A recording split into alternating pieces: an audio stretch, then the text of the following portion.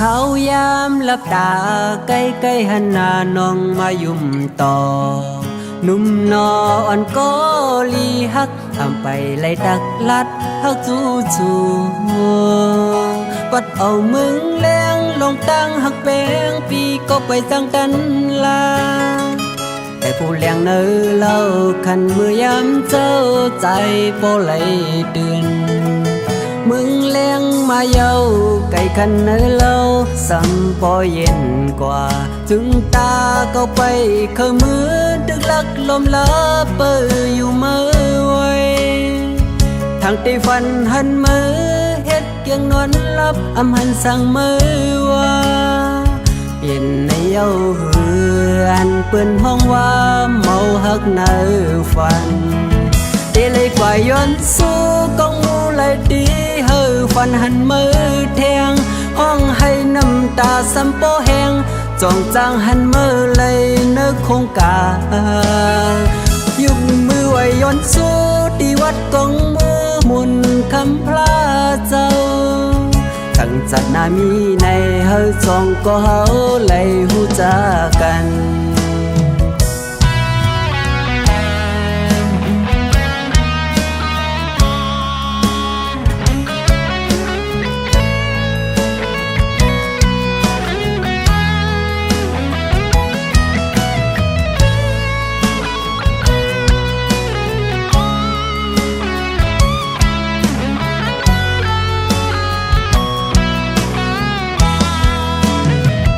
เขายามลับตา